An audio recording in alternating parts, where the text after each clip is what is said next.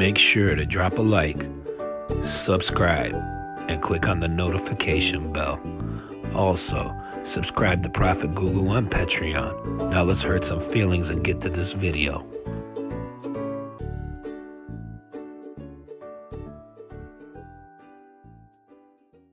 Hi, so as mentioned the other day, I'd just like to summarize really Open Doors watch list for this year. So it's the World Watch List, which is basically the top 50 countries for Christian persecution, and the data is collected and scored, and basically violence plus 5 different spheres, which include family life, national life, public life, etc., are used to score countries, and this is a summary basically of the findings. So it says, for the first time in the World Watch List's history, only countries who have received a score aligned with extreme or very high levels of persecution feature now in the top 50. Previously, some countries who experienced only high levels of persecution were also featured. Here's one from Aetius Secularis, or Secularis. And he says this: the evidence of Mecca being Petra is compelling. However, there is also a major problem with the claim that the Abbasids pointed the Qibla to Mecca from Petra under the Umayyads.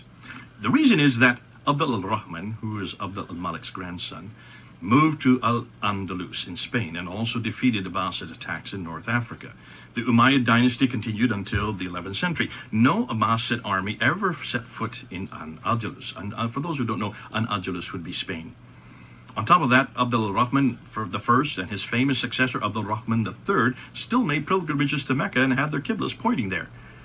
Why would the Umayyads still point their mosques to Mecca and do pilgrimage there if it was originally Petra? Why would Abdul al-Rahman I continue to promote Mecca as a holy place after the Abbasids murdered his family?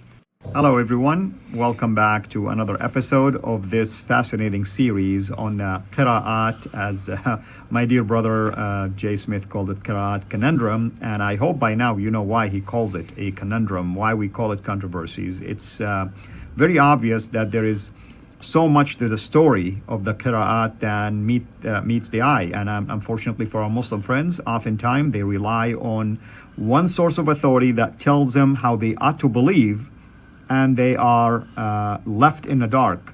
My hope is that we're living in an era right now, in an age where you have access not only just to the internet, not only to social media, but we're telling you even in this particular series about where you can even find books and where you can go to get these answers and to even verify the information that we're sharing with you.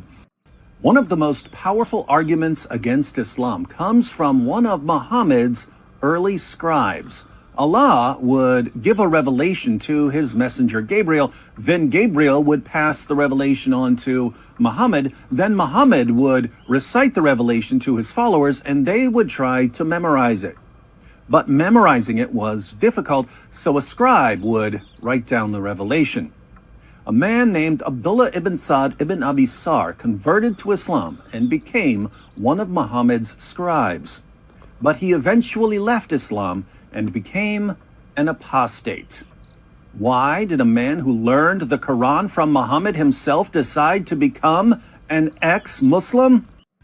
It's got nothing to do with gratitude. It's because you have to. Otherwise, no, Muslims won't do it. The person tells her that they are doing the fasting for God. Notice she says, I want to do something as well for God. Yes, Muslims think that they are doing Allah a favor by fasting, and that's according to Sahih Bukhari 5927. Yeah, fasting is the essence, part of essence of Allah. Allah is claiming that fasting. And on the Day of Judgment, of course, fasting is going to speak for you. I want to introduce you to my friend, Fade Frega. Ja, danken schön. Ole! Say hi to Frega.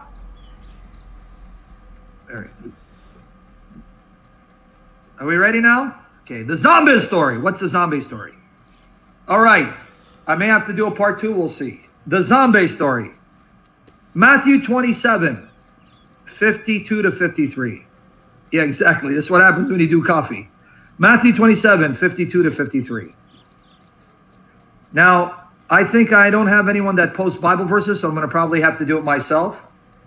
Anyone here that can post or no? Let me know. If not, I'll just have to read it because we're going to play a clip. It's going to be rebutting this clip that I tried to rebut 4 sessions ago. So in the Old Testament and the New Testament, God have one nature. He has a spirit, and yes, he come as a flesh. Muslims, they deny both. Therefore, when they say, oh, we worshiping the same God of Abraham, they are using the name of Abraham to apply a cult they follow to make it Abrahamic, so it can be more acceptable. It's like when a scam, you know, he call you to steal your credit card. So he will tell you what, I'm calling from your bank. Or they send you an email, says somebody, did log to your account, please log here. And then you click the page, it's look like the bank, and then you put your username and password. In fact, you just give them the password,